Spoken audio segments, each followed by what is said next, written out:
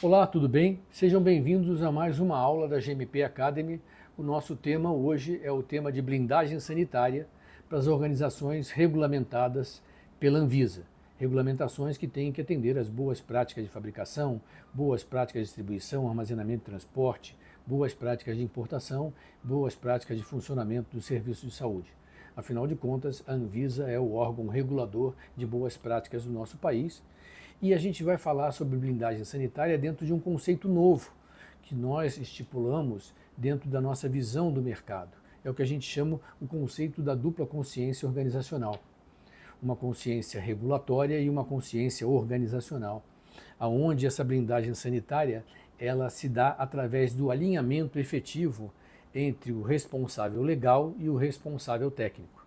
Afinal de contas, ambos são responsáveis pela implementação e manutenção das boas práticas e ambos respondem solidariamente a qualquer problema regulatório. E quando a gente fala sobre blindagem sanitária, a gente fala que existe hoje um custo inerente a essa ilusão regulatória, uma figura inadequada do responsável técnico. Responsáveis técnicos estão sendo contratados durante muitos anos para fazer coisas que efetivamente não agregam valor na organização. Responsáveis técnicos são reduzidos a uma função cartorial. A qualidade deixa de ser um critério decisório e passa a ser um critério de gargalo de fim de linha. O que eu quero dizer com isso? Decisões estratégicas são tomadas sem a participação do responsável técnico. Ninguém pergunta qual é a posição do responsável técnico, o quanto aquela decisão vai impactar no assunto regulatório, o quanto ela vai gerar uma não conformidade, o quanto ela pode gerar um risco potencial. Por outro lado, o responsável técnico atua apenas como um carimbador burocrático de documentos. Ele assina o dossiê, verifica o dossiê, tenta tratar não conformidades que foram geradas não por ele, mas pelas áreas de produção. A qualidade vira uma etapa final isolada da operação. Ela não está no dia a dia, ela não acompanha os processos, o responsável técnico só é chamado para apagar incêndio. Então, esses desvios de não conformidades no processo, essas não conformidades sistêmicas, geram nesse centro o que a gente chama de risco sanitário, autuações, multas, danos financeiros e danos na reputação da organização. Então, é uma figura distorcida do que é para ser efetivamente o nosso responsável técnico. Em contrapartida, se nós tivermos esse conceito da nossa cultura da qualidade, dentro do conceito de dupla consciência, onde, por um lado, eu tenho o responsável legal, por outro lado, eu tenho o responsável técnico. O nosso responsável legal, normalmente o principal executivo, preocupado com o crescimento do negócio, com a sustentabilidade, com a competitividade, com a participação no mercado. E, por outro lado, o nosso responsável técnico, preocupado com a segurança do produto, sobre a qualidade e a confiabilidade dos processos e as boas práticas de fabricação e o gerenciamento de risco. Então, se existem esses dois grandes pilares, a gente tem essas duas grandes consciências. A consciência regulatória, a consciência organizacional do responsável legal e a consciência regulatória do responsável técnico. Então, nesse caso, o RT atua como um alter ego crítico do responsável legal. Ele está sempre do lado do ombro do responsável legal e fala assim, você vai tomar essa decisão? Você não vai me consultar? Você sabe o que as boas práticas dizem? Você sabe se isso vai gerar um risco? Você sabe se isso vai gerar uma devolução? Você sabe se isso vai gerar uma reclamação do cliente? Então, ele fica qualificando essas decisões, não bloqueando o negócio. Ele é um apoio, afinal de contas, o responsável técnico tem funções claramente definidas. Ele tem que ser o apoio técnico ao responsável legal, o responsável por receber os órgãos de fiscalização e o grande guardião das boas práticas de fabricação. Então, essa maturidade regulatória plena exige um sistema decisório de autocontrole interno, ou seja, o responsável legal e o responsável técnico são polos completamente indissociáveis. Eles devem estar atuando em uníssono, atuando de forma conjunta, atuando de forma coesa. Nenhuma decisão é tomada sem que esses dois deem um parecer final e um parecer conjunto sobre os aspectos do que a gente chama de compliance ou conformidade regulatória ou governança regulatória. Aí sim nós estamos atingindo um patamar de blindagem sanitária. Mas para isso precisamos rever toda a estrutura organizacional, o organograma, a posição do responsável técnico, se ele é um simples responsável técnico, se ele é um diretor de compliance, se ele é um gerente de garantia da qualidade e como ele atua. Porque existem empresas onde o responsável técnico fica apartado de tudo isso. Ele basicamente existe para fazer o cumprimento de uma obrigação legal, que é uma exigência regulatória. Então existe esse sistema de freio, que a gente chama um sistema de freio do conhecimento organizacional, ou sistema de freio cognitivo. Ele nos auxilia a interromper decisões precipitadas, ele introduz uma análise de risco antes que a decisão seja tomada. O responsável técnico, então, reequilibra, né, essa decisão para garantir a aderência às boas práticas. Isso funciona como um freio inteligente. Então ele é um freio que está apoiando a organização, protegendo a organização de si mesma para que a falha não aconteça, para que a devolução não aconteça, para que a reclamação não aconteça, para que a autuação não aconteça, né, para que a interrupção das atividades não aconteça.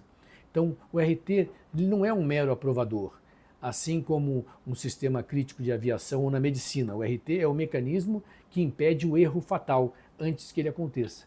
Esse é o papel do RT moderno, do RT que foi concebido com as normas internacionais de Good Manufacturing Practices.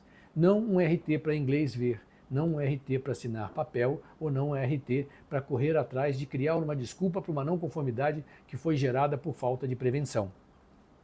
E aí existe esse grande eixo transversal, que é um papel expandido desse responsável técnico.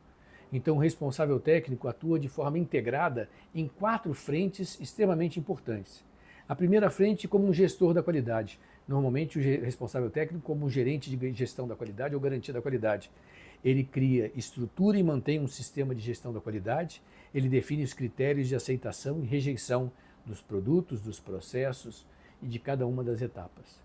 Ele funciona como guardião das boas práticas, assegura a conformidade regulatória da RDC 47, 48, da RDC 430, da RDC 63 e atua preventivamente como um auditor líder, fazendo essas auditorias internas, planejando, executando e formando o seu time de auditores. Ele também funciona como um gestor de risco. Ele identifica, avalia e mitiga esses riscos operacionais e sanitários. Ele implementa uma cultura de prevenção. Olha, nós mudamos a balança da central de pesagem. Perfeito. Vamos colocar uma balança nova. O RT entra e pergunta, mas essa balança foi devidamente calibrada? Não. Isso é um risco. Nós não podemos colocar o código dessa balança numa ordem de pesagem se ela não foi calibrada. Eu vou perder rastreabilidade e vou perder rastreabilidade metrológica. Antecipei o risco. Nós temos que colocar um funcionário novo na central de pesagem ou na manipulação. Espera aí, esse funcionário passou pelo processo de integração, ele foi treinado, ele conhece os conceitos de boas práticas, os procedimentos operacionais padrão que ele vai trabalhar, ele já foi treinado nesses procedimentos? Não. Então treina, integra e depois coloca o funcionário lá. Ou nós vamos mudar a rotulagem de um produto. Espera um minutinho, nós vamos mudar a rotulagem por quê? Não, porque o pessoal de desenvolvimento colocou mais um componente. Espera aí, mas nós notificamos a Anvisa com relação à alteração da nossa fórmula padrão? Nós incluímos mais um novo insumo ou nós vamos colocar o rótulo com um insumo adicional que não existe na nossa fórmula padrão? Para isso e vamos antecipar e gerenciar esse risco.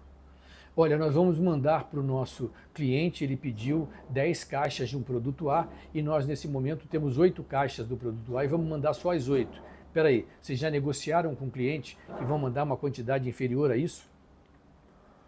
E aí a gente volta a falar do que a gente chama de princípios da permeabilidade técnica total.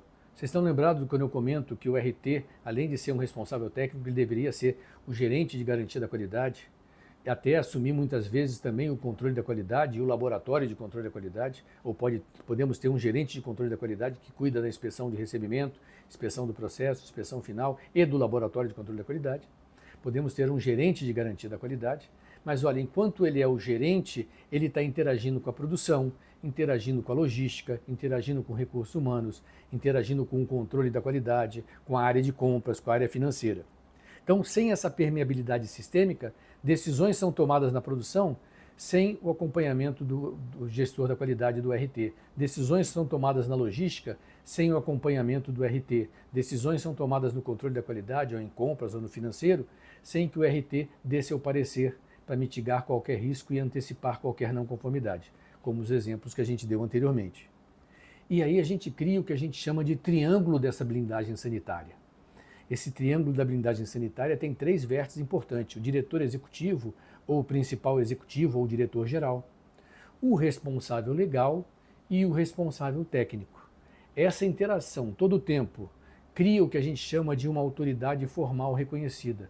O responsável técnico pode se reportar diretamente ao diretor-geral, o diretor-geral se reporta ao responsável legal se reporta ao responsável técnico, o responsável técnico se reporta ao responsável legal e ao diretor-geral, de tal forma que esse triângulo funcione plenamente e que todas as decisões sejam tomadas com base nessa integração do responsável legal, do executivo e do responsável técnico. Então isso estabelece o que a gente chama de um modelo de governança, onde existe essa confiança mútua e essa autonomia estruturada, elas se encontram. Então nenhuma decisão crítica ocorre sem essa avaliação técnica. Então esse triângulo de blindagem sanitária é uma figura muito importante para a gente entender. Muitas vezes isso não está esclarecido nem detalhado no nosso organograma, mas é como as coisas devem acontecer. E aí a gente cria uma matriz de responsabilidade, autoridade, né? E podemos dizer para que serve o responsável legal, quais são as atribuições do responsável legal, a autoridade final, quais são as responsabilidades do responsável técnico, da área de produção, da área de qualidade, da área de recursos humanos. E montando essa grande matriz, a gente pode dizer quem libera o produto, quem está responsável por alterar um processo, quem vai investigar os desvios, quem vai fazer o treinamento técnico, quem vai dar a resposta à fiscalização. Então é importante que a gente pegue todos os nossos requisitos de boas práticas, coloque nessa matriz e coloque toda a nossa estrutura organizacional e faça uma grande matriz de responsabilidade e autoridade, onde a gente define quem é o responsável pelo processo, quem tem a autoridade final, quem deve ser consultado e quem deve ser informado. Então essa matriz facilita e transforma de maneira transparente quem é responsável pelo quê e quem é responsável por cada tipo de decisão. E aí a gente chama isso de um diagnóstico de maturidade organizacional.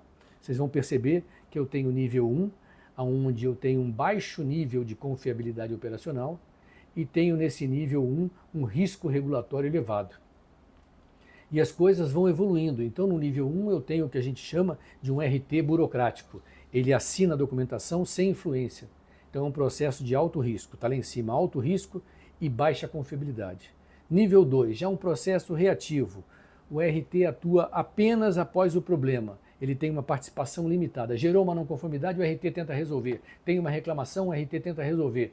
Tem um problema com o cliente, então veja, nesse momento a gente ainda é reativo e continua com baixa confiabilidade e alto nível de risco regulatório.